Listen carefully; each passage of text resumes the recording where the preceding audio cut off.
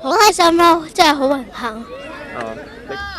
一班90後甚至係00後嘅小朋友喺激烈嘅賽事當中爭奪赴英留學嘅機會，又難怪佢哋咁興奮㗎。喺梧州嘅體育訓練基地呢度，傳承住一代又一代嘅足球人才。日前，2012動向杯兩岸5地青少年足球邀請賽暨夢想成真校園足球赴英留學選拔活動，就係喺咁樣嘅氛圍之下應運而生。嚟自香港、澳門、廣東等5個地區嘅30支球隊，超過600名嘅運動員參與角逐。各支參賽球隊按年齡段係分成咗4個組別進行比賽，而喺呢短短嘅7日時間裏邊，佢哋要面臨住5場高強度嘅比賽。對於一班只係得10歲左右嘅小朋友嚟講，呢個絕對算得上係一個挑戰，又係難得嘅機會。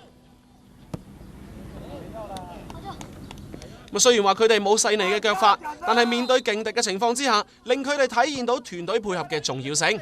場上嘅佢哋打得積極啊，而坐喺場下邊嘅家長團就只能夠用手舞足蹈嘅方式為自己嘅仔仔打下氣。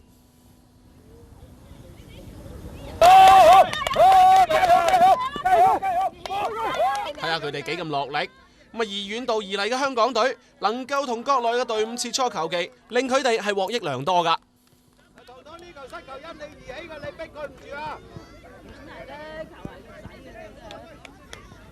其實我覺得係絕對有非常好嘅好處嘅。咁首先起碼比賽嘅頻率同埋嗰個場數會係多啦。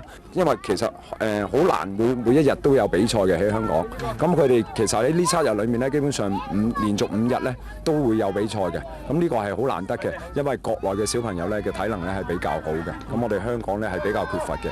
咁希望喺比賽嘅期間咧，令佢哋知道佢哋體能嘅不足咧，翻到咧可以加以訓練咁樣。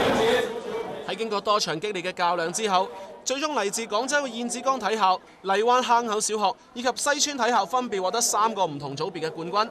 而喺頒獎晚宴上，梧州市嘅體育局局長徐湘時就表示，將會繼續着力舉辦呢一項嘅賽事。這個賽事是舉辦越來越大，原來的第1屆呢是200多人。現在呢，去年是800多人，今年呢有500多人。這個活動呢影響越來越大。這個賽事呢就是要提高我們中國青少年足球水平，這個推動我們中國足球發展。明年這個活動呢，我們繼續擴大，把它辦下去。以上係競賽頻道記者譚紹宏、梁志新發自廣西嘅報導。